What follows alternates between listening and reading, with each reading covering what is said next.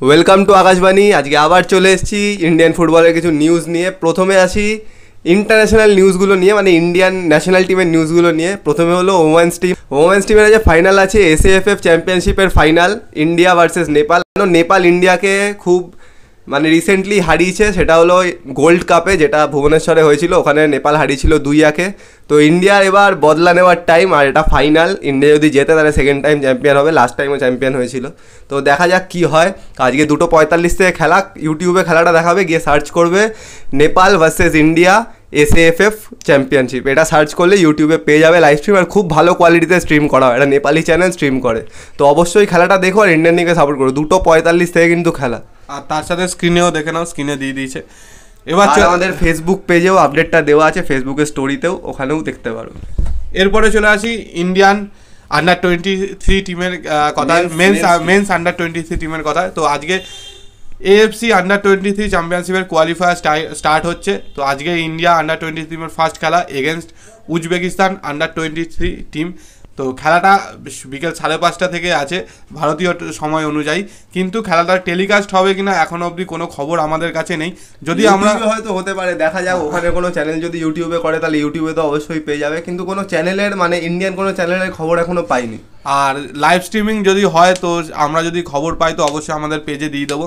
তো সেইটার দিকেও নজর রেখো, সাথে স্ক্রিনেও দেখে নাও, আমরা ডিটেলসটা এটা কিন্তু যথেষ্ট কঠিন খেলা হবে উজবেকিস্তানের সাথে আন্ডার-23। যদিও ইন্ডিয়ান আন্ডার-23 টিমটা খুব স্ট্রং আছে, মানে যথেষ্ট এক্সপিরিয়েন্স আছে সবার।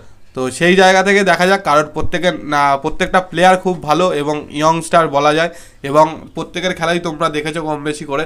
তো সেইখান থেকে তো বলবো, যদি একটু তোমরা সার্চ করো যে কোথায় খেলাটা হচ্ছে ইউটিউবে, যদি সার্চ করে পাও, এখানের কমেন্টে বা ফেসবুক পেজে বা ফেসবুক গ্রুপে গিয়ে অবশ্যই পোস্ট করো যে এখানে খেলা দেখা যাচ্ছে, তাহলে বাকি সবাই ওটা দেখে খেলাটা দেখতে পাবে।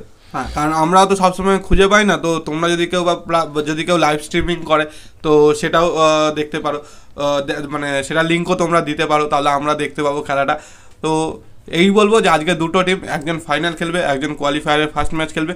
তো দুটো টিমকেই সাপোর্ট করো, কারণ এরাই কিন্তু ইন্ডিয়ান ফুটবলের ভবিষ্যৎ। ওমেন্স টিমের তো খেলা দেখাবেই বললাম, ওটা তো অবশ্যই সবাই ইউটিউবে দেখতে পাবে, ওটা তো একদম সাপোর্ট করতেই হবে, কারণ আজ ফাইনাল। আর মেন্স টিমেরটি যদি খুঁজে পাই আমরা অবশ্যই আপডেট দিয়ে দেবো, আর নিজেরাও খুঁজো। তো এবার চলে আসি ভারতীয় ফুটবলের এতদিন ধরে যেই ডামাডোল নাট্যরূপী ফ্যামিলি ড্রামা, নাট্যরূপী ফুটবল ম্যাচ চলছিল তার বর্ণনায়।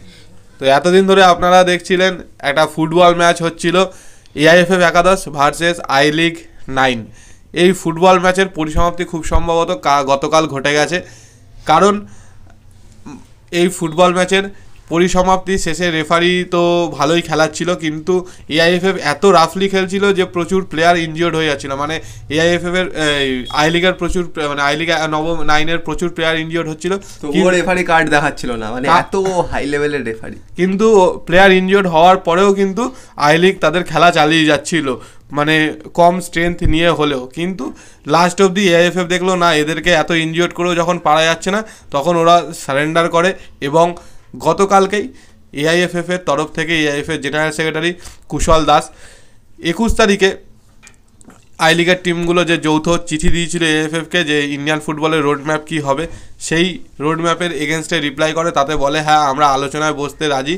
যেহেতু প্রফুল প্যাটেল এই মুহূর্তে ফিফা প্যানেলের ভোটে দাঁড়াতে পারে, সেই জন্য তিনি প্রচারের জন্য বিদেশে গেছেন। তো নেই তার বিহাফ হয়ে কুশল দাস ওই রিপ্লাইটা করে জানিয়েছে হ্যাঁ, আমরা প্রফুল প্যাটেলের সাথে কথা বলেছি, সেই কথা অনুযায়ী আমরা মিটিংয়ে বসতে চাই মিড এপ্রিলের 10 থেকে 15 তারিখের মধ্যে। টেন্টেটিভ ডেট হচ্ছে 14 এপ্রিল। আর ভেন্যু এখনও ঠিক হয়নি, ভেন্যুটা কনফার্ম করে জানিয়ে দেওয়া হবে। তো এই প্রস্তাবের পরে মোহনবাগানের তরফ থেকে কুশল দাসকে রিপ্লাই করা হয় যে অসংখ্য ধন্যবাদ আমাদের সাথে মিটিংয়ে বসার জন্য। তোমরা স্ক্রিনে কুশল দাসের মেলটা এবং মোহনবাগান ডাইরেক্টর দেবাশিস দত্তের মেলটাও দেখতে পাবে, দেখে নাও। তো বলে অসংখ্য ধন্যবাদ, আমরা এটাই চেয়েছিলাম যেন আমাদেরকে আলোচনায় বসা হয় এবং একটা ডিসকাশনের মাধ্যমে একটা সলিউশন খুঁজে বার করা। এবং ওই যেই লেটারটা দিয়েছে মানে মোহনবাগানের তরফ থেকে, তাতে মোহনবাগান সচিব বলেছে যে আমরা অবশ্যই সুপার কাপ খেলতে চাই, আমরা কোনোভাবেই দেশের একটা স্বনামধন্য ট্রফি থেকে নাম তুলে নেব না। কিন্তু এতদিন যেহেতু আমাদের কথা শোনা হচ্ছিল না, সেই জন্য আমরা এই প্রতিবাদটা করে আসছিলাম, কিন্তু আমরা অবশ্যই সুপার কাপ খেলতে চাই। কিন্তু আরেকটা কথাও বলেছে যে যদি কোয়ালিফায়ার রাউন্ড থেকে যেন খেলাটা শুরু করা হয় এবং দরকার পড়লে যেন ম্যাচটা রিশিডিউলও করা হয়, মানে টুর্নামেন্টটা রিশিডিউলও করা হয়, মানে যেরকম 29 তারিখ থেকে খেলা হওয়ার কথা ছিল রাউন্ড অফ 16, তো সেটা যদি করতে পারে তো সেটাও করতে পারে, বা না হলে যদি রিশিডিউল করে খেলাটা যদি কিছুদিন পিছিয়েও দিয়ে আবার নতুন করে কোয়ালিফায়ার থেকেও টুর্নামেন্ট আবার স্টার্ট করতে পারে। কারণ কি গোকুলাম, মিনার্ভা, আইজল এই সমস্ত টিমগুলো যেহেতু এই একসাথে জোটে ছিল, আই লিগের ক্লাবগুলো জোটের মধ্যে ছিল, তো সেই জন্য তারা টিম নামায়নি। তো তাদেরকেও যেন, যেহেতু এখন এআইএফএফ তাদের কথাটা মোটামুটি প্রায় মেনে নিয়েছে, আলোচনায় বসতে চাইছে, তো সেই জায়গা থেকে যেন ওই টিমগুলোকেও সুযোগ দেওয়া হয় এবং প্রত্যেকটা আই লিগের টিমই যেন সুপার কাপ খেলার সুযোগ পায়। এই দিক থেকে দেখতে গেলে এটা কিন্তু আই লিগের ক্লাবগুলোর ক্ষেত্রে একটা মানে নৈতিক জয় বলা যায়। কারণ কি এআইএফের এগেনস্টে যে আই লিগের ক্লাবগুলোকে, যারা আই লিগের ক্লাবগুলোকে কোনোভাবেই গুরুত্ব দিচ্ছিল না, তাদের কোনো কথা শুনতে বাধ্যও ছিল না, সেই জায়গা থেকে এরা একজোট হয়ে একটা টুর্নামেন্ট থেকে নামও মানে উইথড্র করতে থাকে, ওয়াক ওভার দিতে থাকে। তো এই করে করে তারা কিন্তু তাদের শক্তিটা যথেষ্ট প্রদর্শন করে, তার ফলে কিন্তু এআইএফএফ তাদের কাছে নতি স্বীকার করতে বাধ্য হয় এবং তার ফলপ্রসূ কিন্তু এই মিটিংটা হতে চলেছে খুব সম্ভবত আগামী 14ই এপ্রিল। তো এতদিন ধরে এই ফ্যামিলি ড্রামাটা না চালিয়ে প্রথমেই যদি মিটিংয়ের ডেট ফিক্স করে নেওয়া হতো, তাহলে একদম যে শিডিউল বানানো হয়েছিল সুপার কাপে সেই শিডিউলেই সুপার কাপটা চলে যেত। শেষে এসে সেই একটা মিটিং ফিক্স করলো, তবুও মানে শুরু থেকে যদি এটা শুরুতেই একদম একটা রিপ্লাই অন্তত করে দিত, মানে মিটিং শিডিউল করার কথা তো দূরে, একটা রিপ্লাই অন্তত যদি করে দিত, যেটা আগেও বলেছি যে আইএফএফের কোনো বেসিক কার্ডসই নেই, একটা রিপ্লাইও করেনি, সেটা যদি করে দিতে এই ঝামেলাগুলো হতোই না।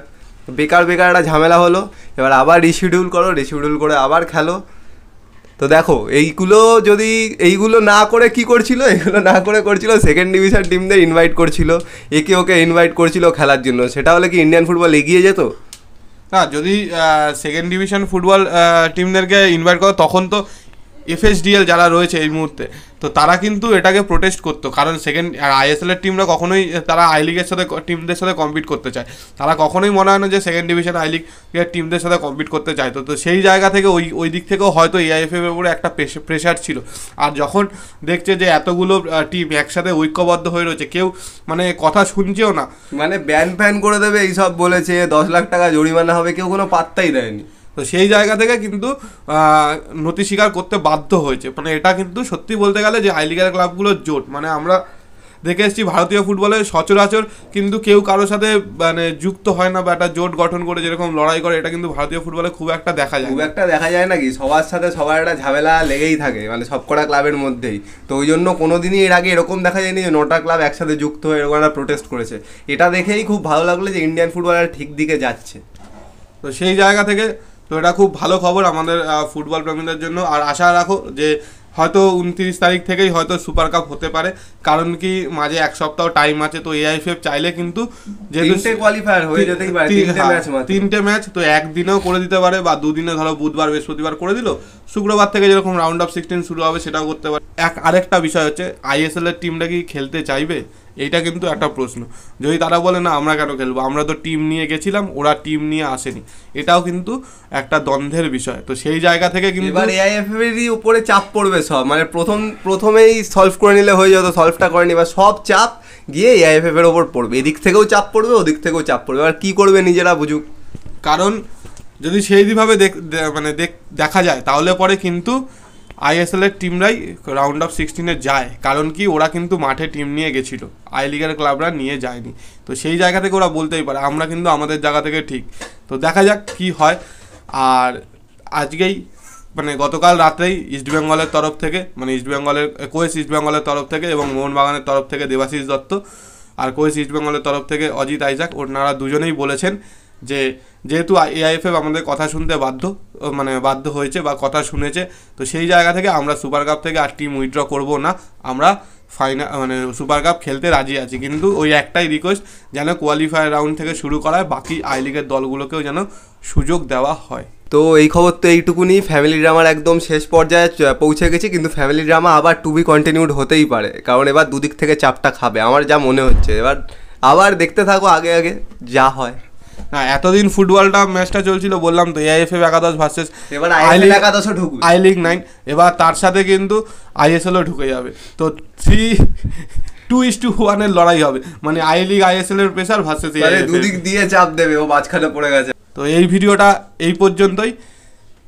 আর এরকম যা খবর পেতে থাকবো সেরকম তোমাদের জানাতে থাকবো, তথ্য তোমাদেরকে দিতে থাকবো, যে যতটা আমাদের সম্ভব আমাদের পক্ষে তথ্য জোগাড় করা সম্ভব সেই অনুযায়ী। আর বাকিটা আর মাঝে মাঝে নতুন লোকদেরও নিয়ে আসবো, দেখতে পাবে, নতুন রিপোর্টার আসবে চ্যানেলে, তখন দেখতেই পাবে ওইগুলো। তো ভিডিওটা পছন্দ হলে লাইক করো, শেয়ার করো, আর চ্যানেলটা তো সাবস্ক্রাইব অবশ্যই করবে, আর বেল আইকনটা টিং টং করে দাও, না নোটিফিকেশান পাবে না। হাতে আলতা মনে হচ্ছে। তো আজকের জন্য টাটা। এটা কি বন্ধ করে না